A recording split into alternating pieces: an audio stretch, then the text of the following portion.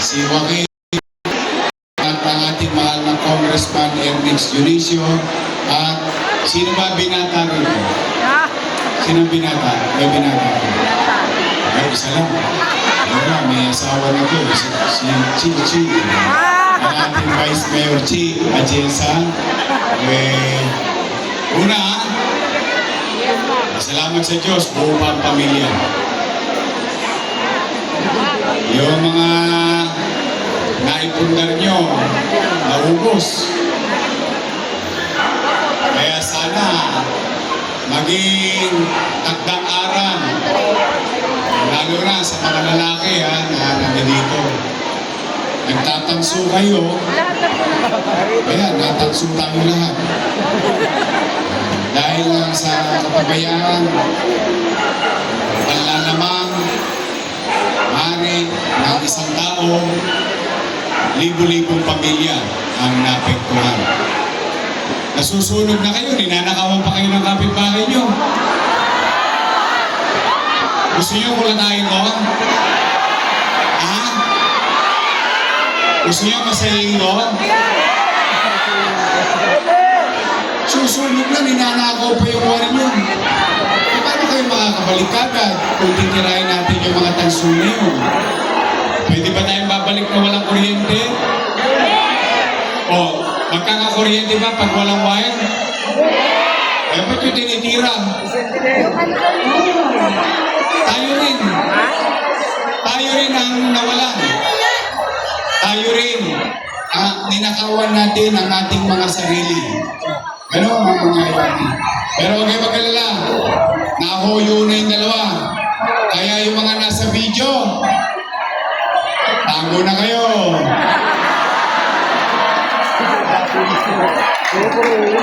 Sige. Tingnan natin Ito yung mga nanay, mga tatay. Gusto nyo bang ikulong ko yung mga nagnakaw ng wire sa inyo? Sa kamay ng gusto.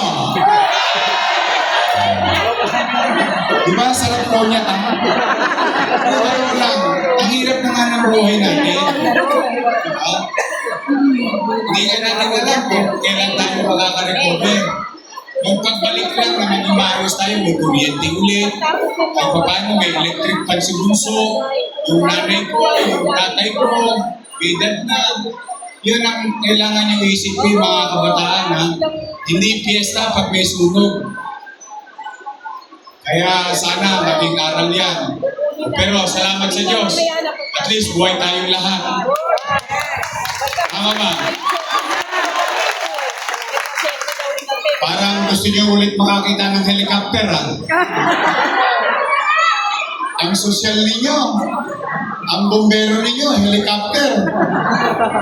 Pero kundi dahil sa Department of Defense, sa Armed Forces of the Philippines, sa Office of Civil Defense, at sa Air Force, malamang naubos tayo lahat doon.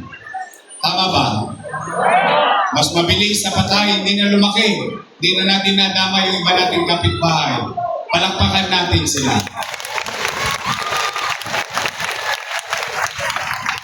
At maraming salamat sa Bureau of Fire, sa mga fire volunteers, sa mga medic na umaten. Palakpakan natin sila. Doon man lang sa palakpak natin, maipakita natin yung pasasalamat natin sa effort nila. Sa lahat ng tumulong, palakpakan natin sila. O ngayon, merong hinanda ang national government. Nakita niyo to. Sa DSWD yan. Galing sa kanila yan. Yung karton, chicha. Yung box na plastic, paglulutuan ng chichichay natin. Meron kayong kaldero, huwag nyo ng aluminum ninyong Hindi talaga kayo makakalusot sa akin Pare-pareho sa mga ng buhay ng araw O meron kayong kaldero, kawali, pinggan, baso, kutsara, tinidor, tanggap ng DSWD sa model siguro. Magkano kilo aluminum ngayon? Kilo agad. Lalo kasi kilo ng taso eh. Ay, hindi yan. Oh, masaya ba kayo sa aming mga social worker? Kasi ba? Nakakain kayo agad? Palagpagan natin yung ating mga social worker. Mga teacher natin. Ayan, mga kuya dyan. Ayun, may mga asim pa mga teacher. Ayun. Hello? At sa ating principal. Pasamantala natin nagagamit ng eskwela. Ayan na mga tumulong. Kasi hindi ko naman kakayanin mag-isa. Kaya ko naman yung binabanggit, sa ganitong paraan man lamang, maibigay ko rin yung credit ko sa kanila. Yan ang mga kasama natin. So ngayon naman, nandito kami, ang inyong pamahalang lungsod. Medyo masakit pa yung baga ko. Sama pala ng uso ngayon. Nasingot ko lang ka. Para ang tutujoy sa masakit sa baga. Pero hindi yun. Kaya ako nagpunta kasi ayaw ko nang lumaki pa. Kaya we put things in order. So anyway, sana sa ating mga kapolisyahan, palakpakan din natin dahil nahuli ang mga tulongers.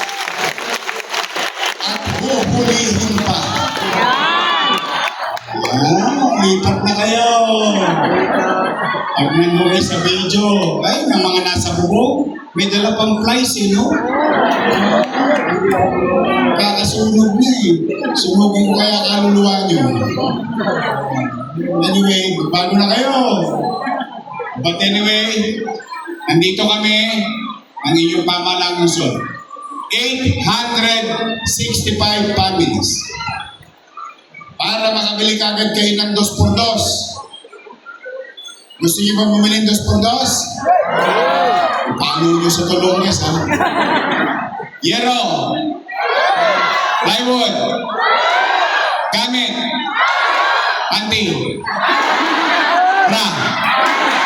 Wala na lahat eh, no? Kompleto na. Sunod na. Hindi. Pinasasaya ko lang kayo. Pero sa totoo, yun naman talaga totoo. Naubos lahat. Bawat isang pamilya tatanggap ng galing sa syudad ng Maynila, 15,000 pesos. Okay? Mag-iingat kayo. Mahal namin kayo. Ulitin ko ha. Ulitin ko. Di bali tayong mahirap. Huwag tayong maging dugyot. Di bali tayong mahirap. Hindi natin kailangan maging magulong komunidad. May karapatan ng bawat tao mamuhay ng panatag at malinis. Araw-araw ko na lang nililinis yung lugar nyo. O pwede ba, huwag na kayong nagtatapon sa gitna ng island. Pwede ba? Doon na lang sa bangketa. Tapos darating yung truck. Pwede? Kasi dumana naman ako kanina. Ang dami na namang Sharon Cuneta sa island. Balutin mo. Mga pinagbalutan ninyo na suman. Doon na naman. Hindi, ilagay nyo na lang sa kanan. Kasi pag nasa kanan ng basura, dadaan ng truck, hindi ko maabala yung mga dumadaan sa atin. Okay? Kasi gusto ko maging tahimik yung lugar nyo. Gusto ko maging malinis yung lugar nyo. Kahit na mahirap tayo, gusto ko malinis yung lugar ninyo. Maaliwalas para sa inyo, hindi para sa akin. Kaya tulungan nyo kami. Itong ginagawa namin para sa ating komunidad. So muli, may awa ang Diyos. May mawawala ng pag-asa, ha? Makakaraos din tayo. Makakatawid din tayo. Naniniwala ba kayong habang buhay may? Habang buhay may? Municipality. Pag-asa. Totoo naman. Laging may awa ang Diyos. I love you. Yung mga lolo't lola ko, nanay tatay ko, senior citizen, taas ang kamay. O, malapit na. Malapit na yung gatas ko. Tatapusin ko na. O, mag-iingat kayo, ha? O, sabay-sabay tayo. Manila! God first. Thank you.